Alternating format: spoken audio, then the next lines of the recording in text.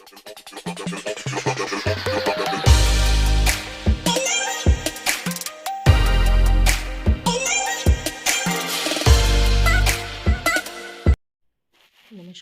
मेरे चैनल योग of authors में आप सभी का स्वागत है। आज हम प्रेमचंद की जो कहानी पढ़ने वाले हैं उसका नाम है घास वाली। चलिए तो शुरू करते हैं। मुलिया हरी हरी घास का गट्ठा लेकर आई तो उसका गेहुआ रंग कुछ तमतमाया हुआ था और बड़ी बड़ी मद भरी आँखों में शंका समाई हुई थी।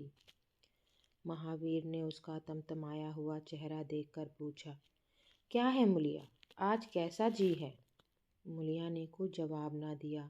उसकी आंखें डबडबा गईं। महावीर ने समीप आकर पूछा, क्या हुआ है, बताती क्यों नहीं? किसी ने कुछ कहा है? अम्मा ने डांटा है? क्यों इतनी उदास है? मुलिया ने सिसक कर कहा, कुछ नहीं। हुआ क्या है, अच्छी तो हूँ। महावीर ने मुलिया को सिर से पांव तक देखकर कहा, चुपचाप रोएगी, बताएगी नहीं?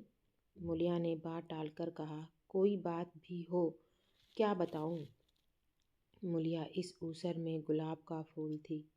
गेहुआ रंग था, हिरन की सी आंखें, नीचे खिंचा हुआ चिबुक, कपोलों पर हल्की लालिमा, बड़ी बड़ी नुकीली पलकें, आंखों में एक विचित्र आर्द्रता जिसमें एक स्पष्ट वेदना, एक मूक व्यथा झलकती रहती थी। मालूम नहीं चमारों के इस घर में वह अप्सरा कहाँ से आ गई थी। क्या उसका कोमल फूल सा गात इस योग्य था कि सर पर घास की टोकरी रखकर बेचने जाती? उस गांव में भी ऐसे लोग मौजूद थे जो उसके तलवे के नीचे आंखें बिछाते थे, उसकी एक चितवन के लिए तरसते थे, जिनसे अगर वह एक शब्द भी बोलती तो निहाल हो जाते। लेकिन उसे आए साल भर से अधिक हो गया। किसी ने उसे युवकों की तरफ ताकते या बातें करते नहीं देखा। वह घास लिए निकलती तो ऐसा मालूम होता मानो उषा का प्रकाश सुनहरे आवरण में रंजित अपनी छटा बिखेरता जाता हो। कोई गज़लें गाता, कोई छाती पर हाथ रखता, पर मुलिया नीची आंख किए अपनी राह चली जाती। लोग हैरान होकर कहते, इतना अभिमान, महावीर में ऐसे क्या सुरखाब के पर लगे हैं, ऐसा अच्छा जवान भी तो नहीं, ना जाने यह कैसे उसके साथ रहती है। मगर आज ऐसी बात हो गई जो इस जाति की और युवतियों के लिए चाहे गुप्त संदेश होती, मुलिया के लिए हृदय का शूल थी। प्रभात का समय था। पवन आम की बोर की सुगंधी से मतवाला हो रहा था। आकाश पृथ्वी पर सोने की वर्षा कर रहा था। मुलिया सिर पर झोवा रखे घास छीलने चली तो उसका गेहुआ रंग प्रभात की सुनहरी किरणों से कुंदन की तरह दमक उठा। एकाएक युवक चैन सिंह सामने से आता हुआ दिखाई दिया।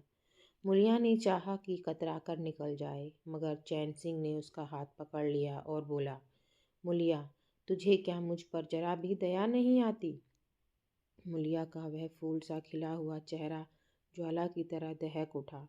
वह जरा भी नहीं डरी, जरा भी नहीं झिझकी, झौवा जमीन पर गिरा दिया और बोली, मुझे छोड़ दो, नहीं मैं चिल्लाती हूँ। चैन सिंह को आज जीवन में एक नया अनुभव हुआ। नीची जातों में रूप माधुर्य का इसके सिवा और काम ही क्या है कि वह ऊंची जात वालों का खिलौना बने। ऐसे कितने ही मार्क उसने जीते थे, पर आज मुलिया के चेहरे का वह रंग, उसका वह क्रोध, वह अभिमान देखकर उसके छक्के छूट गए। उसने लज्जित होकर उसका हाथ छोड़ दिया। मुलिया वेग से आगे बढ़ गई। संघर्ष की गर्मी में चोट की व्यथा नहीं होती, पीछे से टीस होने लगती है। मुलिया जब कुछ दूर निकल गई तो क्रोध और भय तथा अपनी बेकसी को अनुभव करके उसकी आंखों में आंसू आ गए। उसने कुछ देर जब्त किया, फिर सिसक सिसक कर रोने लगी। अगर वह इतनी गरीब ना होती तो किसी की मजाल थी कि इस तरह उसका अपमान करता। वह रोती जाती थी और घास छीलती जाती थी। महावीर का क्रोध वह जानती थी। अगर उससे कह दे तो वह इस ठाकुर के खून का प्यासा हो जाएगा, फिर ना जाने क्या हो। इस ख्याल से उसके रोए खड़े हो गए। इसलिए उसने महावीर के प्रश्नों का कोई उत्तर ना दिया। दूसरे दिन मुलिया घास के लिए ना गई। सास ने पूछा, तू क्यों नहीं जाती? और सब तो चली गईं। मुलिया ने सिर झुकाकर कहा, मैं अकेली न जाऊंगी। सास ने बिगड़कर कहा, अकेले क्या तुझे बाग उठा ले जाएगा? मुलिया ने और फिर सिर झुका लिया और दबी हुई आवाज़ से बोली, सब मुझे छेड़ते हैं। सास ने डांटा, ना तू औरों के साथ जाएगी ना अकेली जाएगी, तो फिर जाएगी कैसे? वह साफ साफ क्यों नहीं कहती कि मैं ना जाऊंगी? तो यहाँ मेरे घर में रानी बन के निभाना होगा। किसी को चाम नहीं प्यारा होता, काम प्यारा होता है। तू बड़ी सुंदर है तो तेरी सुंदरता लेकर चाटू। उठा झाबा और घास ला। द्वार पर नीम के दरख्त के साए में महावीर खड़ा घोड़े को मल रहा था। उसने मुलिया को रोनी सूरत बनाए जाते देखा, पर कुछ बोल ना सका। उसका बस चलता तो मुलिया को कलेजे में बिठा लेता, आंखों में छिपा लेता, लेकिन घोड़े का पेट भरना तो जरूरी था। घास मोल लेकर खिलाए तो 12 आने रोज से कम ना पड़े। ऐसी मजदूरी ही कौन होती है? मुश्किल से 1.5-2 रुपए मिलते हैं, वह भी कभी कभी मिले कभी ना मिले। जब से यह सत्यानाशी लारियां चलने लगी हैं, इक्के वालों की बधिया बैठ गई है, कोई सेंत भी नहीं पूछता। महाजन से 150 रुपये उधार लेकर इक्का और घोड़ा खरीदा था, मगर लारियों के आगे इक्के को कौन पूछता है? महाजन का सूद भी तो ना पहुँच सकता था। मूल का कहना ही क्या। ऊपरी मन से बोला, ना मन हो तो रहने दो, देखी जाएगी। इस दिलजोई से मुलिया निहाल हो गई। बोली, घोड़ा खाएगा क्या? आज उसने कल का रास्ता छोड़ दिया और खेतों की मेड़ों से होती हुई चली। बार बार सतर्क आंखों से इधर उधर ताकती जाती थी। दोनों तरफ ऊख के खेत खड़े थे। जरा भी खड़खड़ाहट होती उसका जी सन्न हो जाता। कहीं कोई ऊख में छिपा ना बैठा हो। मगर कोई नई बात ना हुई। ऊख के खेत निकल गए, आमों का बाग निकल गया, सींचे हुए खेत नजर आने लगे। दूर के कुएं पर पुर चल रहा था। खेतों की मेड़ों पर हरी हरी घास जमी हुई थी। मुलिया का जी ललचाया। यहाँ आधा घंटे में जितनी घास छील सकती है, सूखे मैदान में दोपहर तक ना छील सकेगी। यहाँ देखता ही कौन है? कोई चिल्लाएगा तो चली जाऊंगी। वह बैठकर घास छीलने लगी और 1 घंटे में उसका झाबा आधे से ज़्यादा भर गया। वह अपने काम में इतनी तन्मय थी कि उसे चैन सिंह के आने की खबर ही न हुई। एकाएक उसने आहट पाकर सिर उठाया तो चैन सिंह को खड़ा देखा। मुलिया की छाती धक से हो गई। जी में आया भाग जाए, झाबा उलट दे और खाली झाबा लेकर चली जाए। पर चैन सिंह ने कई गज के फासले से ही रुककर कहा, डर मत, डर मत, भगवान जानता है मैं तुझसे कुछ ना बोलूँगा। जितनी घास चाहे छील ले, मेरा ही खेत है। मुलिया के हाथ सुन्न हो गए। खुरपी हाथ में जम सी गई। घास नज़र ही न आती थी। जी चाहता था ज़मीन फट जाए और मैं समा जाऊं। ज़मीन आंखों के सामने तैरने लगी। चैन सिंह ने आश्वासन दिया, छीलती क्यों नहीं? मैं तुमसे कुछ कहता थोड़े ही हूँ। यहीं रोज चली आया कर, मैं छील दिया करूँगा। मुलिया चित्रलिखित सी बैठी रही।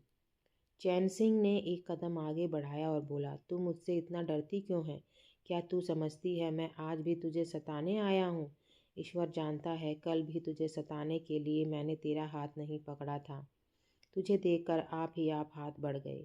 मुझे कुछ सुध ही न रही। तू चली गई तो मैं वहीं बैठकर घंटों रोता रहा। जी में आता था हाथ काट डालूं, कभी जी चाहता था जहर खा लूं। तभी से तुझे ढूंढ रहा हूँ। आज तू इस रास्ते से चली आई, मैं सारा हार छानता हुआ यहाँ आया हूँ। अब जो सजा तेरे जी में आवे दे दे। अगर तू मेरा सिर भी काट ले तो गर्दन ना हिलाऊंगा। मैं शोहदा था, लुच्चा था, लेकिन जब से तुझे देखा है मेरे मन से सारी खोट मिट गई है। अब तो यही जी में आता है कि तेरा कुत्ता होता और तेरे पीछे पीछे चलता। तेरा घोड़ा होता तब तो तू अपने हाथों से मेरे सामने घास डालती। किसी तरह यह चोला तेरे काम आवे, मेरे मन की यह सबसे बड़ी लालसा है। मेरी जवानी काम ना आवे अगर मैं किसी खोट से ये बातें कह रहा हूँ। बड़ा भाग्यवान था महावीर जो ऐसी देवी उसे मिली। मुलिया चुपचाप सुनती रही, फिर नीचा सिर करके भोलेपन से बोली, तो तुम मुझे क्या करने को कहते हो? चैन सिंह और समीप आकर बोला, बस तेरी दया चाहता हूँ। मुलिया ने सिर उठाकर उसकी ओर देखा। उसकी लज्जा न जाने कहाँ गायब हो गई। चुभते हुए शब्दों में बोली, तुमसे एक बात कहूँ, बुरा तो ना मानोगे? तुम्हारा ब्याह हो गया है या नहीं? चैन सिंह ने दबी जबान से कहा, ब्याह तो हो गया, लेकिन ब्याह क्या है, खिलवाड़ है। मुलिया के होठों पर अवहेलना की मुस्कुराहट झलक पड़ी। बोली, फिर भी अगर मेरा आदमी तुम्हारी औरत से इसी तरह बातें करता तो तुम्हें कैसा लगता? तुम उसकी गर्दन काटने पर तैयार हो जाते कि नहीं? बोलो, क्या समझते हो कि महावीर चमार है तो उसकी देह में लहू नहीं है? उसे लज्जा नहीं है? अपने मर्यादा का विचार नहीं है? मेरा रूप रंग तुम्हें भाता है? क्या घाट के किनारे मुझसे कहीं सुंदर औरतें नहीं घूमा करती हैं? मैं उनके तलवों की बराबरी भी नहीं कर सकती। तुम उसमें से किसी से क्यों नहीं दया मांगते? क्या उनके पास दया नहीं है? मगर वहाँ तुम ना जाओगे, क्योंकि वहाँ जाते तुम्हारी छाती दहलती है। मुझसे दया मांगते हो इसलिए ना कि मैं चमारिन हूँ, नीच जाती हूँ, और नीच जाति की औरत जरा सी घुड़की धमकी व जरा सी लालच से तुम्हारी मुट्ठी में आ जाएगी। कितना सस्ता सौदा है। ठाकुर हो ना, ऐसा सस्ता सौदा क्यों छोड़ने लगे? चैन सिंह लज्जित होकर बोला, मूला, यह बात नहीं। मैं सच कहता हूँ, इसमें ऊंच नीच की बात नहीं है। सब आदमी बराबर हैं। मैं तो तेरे चरणों पर सिर रखने को तैयार हूँ। मुलिया, इसलिए ना कि जानते हो मैं कुछ कर नहीं सकती। जाकर किसी खतरानी के चरणों पर सिर रखो तो मालूम हो कि चरणों पर सिर रखने का क्या फल मिलता है। फिर यह सिर तुम्हारी गर्दन पर ना रहेगा। चैन सिंह मारे शर्म के जमीन में गड़ा जाता था। उसका मुंह ऐसा सूख गया था मानो महीनों की बीमारी से उठा हो। मुंह से बात ना निकलती थी। मुलिया इतनी वाकपटु है, इसका उसे गुमान भी न था। मुलिया फिर बोली, मैं भी रोज़ बाजार जाती हूँ, बड़े बड़े घरों का हाल जानती हूँ। मुझे किसी बड़े घर का नाम बता दो जिसमें कोई साइस, कोई कोचवान, कोई कहार, कोई पंडा, कोई महाराज ना घुसा बैठा हो। यह सब बड़े घरों की लीला है, और वह औरतें जो कुछ करती हैं ठीक करती हैं। उनके घर वाले भी तो चमारिनों और कहारिनों पर जान देते फिरते हैं। लेना देना बराबर हो जाता है। बेचारे गरीब आदमियों के लिए यह बातें कहाँ। मेरे आदमी के लिए संसार में जो कुछ हूँ मैं हूँ। वह किसी दूसरे महरिया की ओर आंख उठाकर भी नहीं देखता। संयोग की बात है कि मैं तनिक सुंदर हूँ, लेकिन मैं कालू कलूटी भी होती तब भी वह मुझसे इसी तरह प्यार करता। इसका मुझे विश्वास है। मैं चमारिन होकर भी इतनी नीच नहीं हूँ कि विश्वास का बदला खोट से दूँ। हाँ, वह अपने मन की करने लगे, मेरी छाती पर मुंह दलने लगे, तो मैं भी उसकी छाती पर मुंह दलूंगी। तुम मेरे रूप ही के दीवाने हो ना। आज मुझे माता निकल आए, कानी हो जाऊं तो मेरी ओर ताकोगे भी नहीं। बोलो, झूठ कहती हूँ? चैन सिंह इनकार ना कर सका। मुलिया ने उसी गर्व से भरे हुए स्वर में कहा, लेकिन मेरी एक नहीं, दोनों आंखें फूट जाएं, तब भी वह मुझे इसी तरह रखेगा। मुझे उठावेगा, बैठावेगा, खिलावेगा। तुम चाहते हो मैं ऐसे आदमी के साथ कपट करूं? जाओ, अब मुझे कभी न छेड़ना, नहीं अच्छा ना होगा। जवानी जोश है, बल है, दया है, साहस है, आत्मविश्वास है, गौरव है, और सब कुछ जो जीने को पवित्र, उज्जवल और पूर्ण बना देता है। जवानी का नशा घमंड है, निर्दयता है, स्वार्थ है, शेखी है, विषय वासना है, कटुता है, और वह सब कुछ जो जीवन को पशुता, विकार और पतन की ओर ले जाता है। चैन सिंह पर जवानी का नशा था। मुलिया की शीतल छींटों ने नशा उतार दिया। जैसे उबलती हुई चाशनी में पानी के छींटे पड़ जाने से फेन मिट जाता है, मैल निकल जाता है और निर्मल शुद्ध रस निकल जाता है। जवानी का नशा जाता रहा, केवल जवानी रह गई। कामिनी के शब्द जितनी आसानी से दीन और ईमान को गारद कर सकते हैं, उतनी ही आसानी से उनका उद्धार भी कर सकते हैं। चैन सिंह उस दिन से दूसरा ही आदमी हो गया। गुस्सा उसकी नाक पर रहता था। बात बात पर मजदूरों को गालियां देना, डांटना और पीटना उसकी आदत थी। आसामी उससे थर थर काँपते थे। मजदूर उसे आते देखकर अपने काम में चुस्त हो जाते थे, पर ज्यों ही उसने इधर पीठ फेरी और उन्होंने चिलम पीना शुरू किया, सब दिल में उससे जलते थे, उससे गालियाँ देते थे। मगर उस दिन से चैन सिंह इतना दयालु, इतना गंभीर, इतना सहनशील हो गया कि लोगों को आश्चर्य होता था। कई दिन गुजर गए। एक दिन संध्या समय चैन सिंह खेत देखने गया। पुर चल रहा था। उसने देखा कि एक जगह नाली टूट गई है और सारा पानी बहा चला जाता है। क्यारियों में पानी बिल्कुल नहीं पहुंचता, मगर क्यारी बनाने वाली बुढ़िया चुपचाप बैठी है। उसे इसकी ज़रा भी फिक्र नहीं है कि पानी क्यों नहीं आता। पहले यह दशा देखकर चैन सिंह आपे से बाहर हो जाता। उस औरत की उस दिन की मजूरी काट लेता और पुर चलाने वालों को घुड़कियाँ जमाता। पर आज उसे क्रोध नहीं आया। उसने मिट्टी लेकर नाली बांध दी और खेत में जाकर बुढ़िया से बोला, तू यहाँ बैठी है और पानी सब बहा जा रहा है।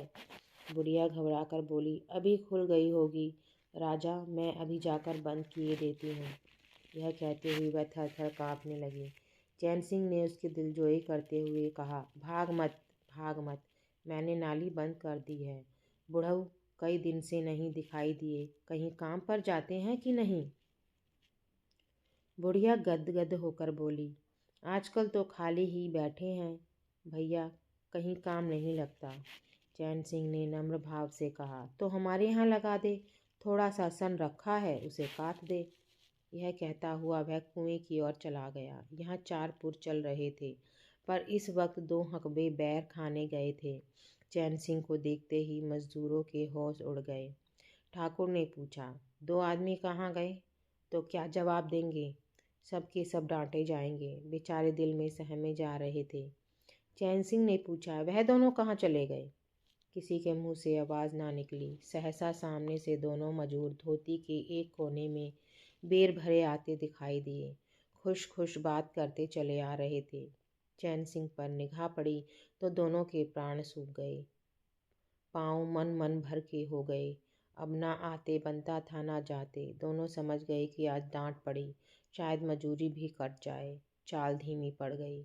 इतने में चैन सिंह ने पुकारा, बढ़ाओ बढ़ाओ, कैसे बेर हैं, लाओ जरा मुझे भी दो, मेरे ही पेड़ के हैं ना।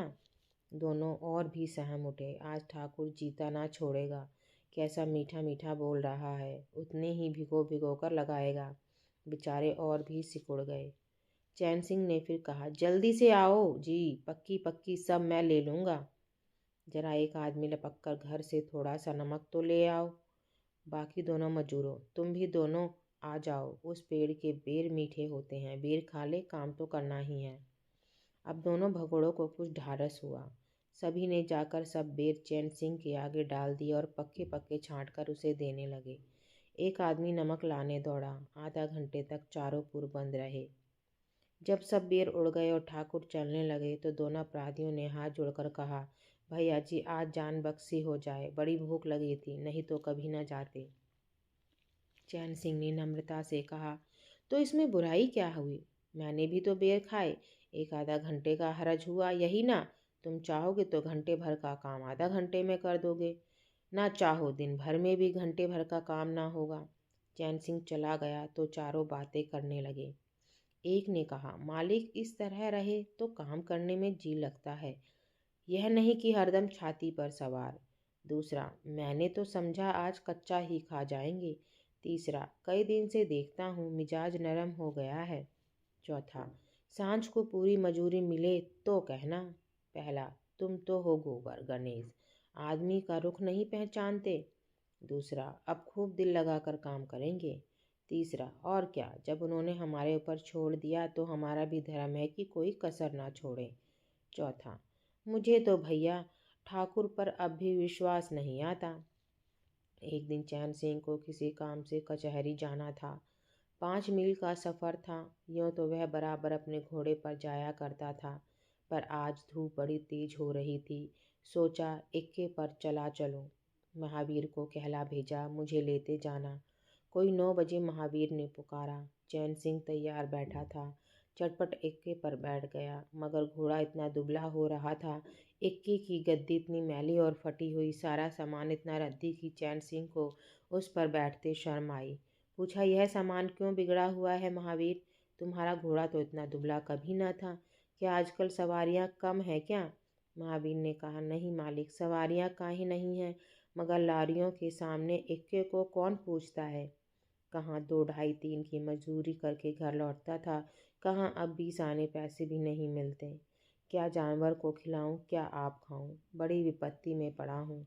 सोचता हूँ इक्का घोड़ा बेच बाच कर आप लोगों की मजूरी कर लूँ, पर कोई गाहक नहीं लगता। ज़्यादा नहीं तो 12 आने तो घोड़े ही को चाहिए, घास ऊपर से। जब अपना ही पेट नहीं चलता तो जानवर को कौन पूछे। चैन सिंह ने उसके फटे हुए कुर्ते की ओर देखकर कहा, 2-4 बीघे खेती क्यों नहीं कर लेते? महावीर सिर झुकाकर बोला, खेती के लिए बड़ा पौरुष चाहिए मालिक।